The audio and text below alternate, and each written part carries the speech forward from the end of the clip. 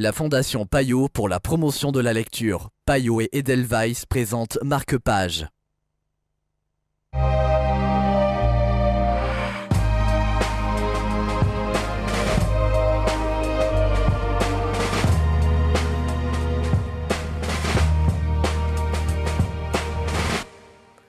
Bienvenue dans Marque-Page, Lapis Lazuli de Jean-Pierre Rochat. C'est le livre dont nous allons vous parler aujourd'hui en compagnie de Stéphanie Roch de Payot Libraire. Bonjour Stéphanie. Bonjour Zéta.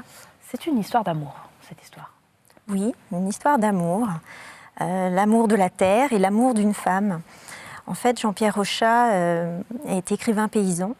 C'est lui qui a eu, il y a 2 ans, le prix Michel Dontan pour l'écrivain suisse-allemand.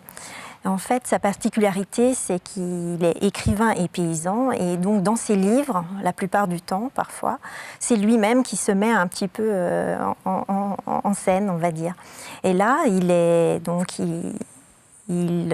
sa femme est partie avec un jeune homme, et il a envie d'aller la rechercher.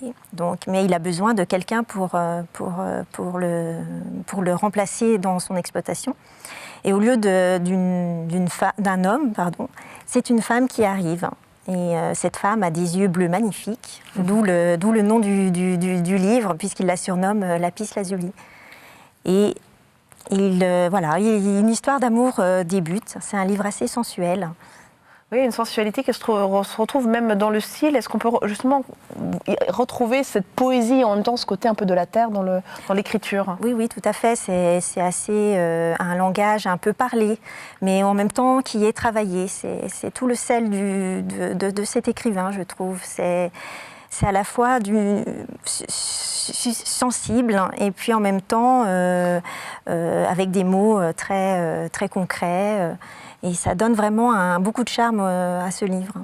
Merci beaucoup Stéphanie. Si vous aussi voulez voyager un peu à la montagne et rêver d'amour, ce livre est pour vous. Marque-Page, c'est terminé, mais nous revenons très vite parce que nous avons encore envie de rêver et les mots et les livres nous font rêver, ça c'est certain.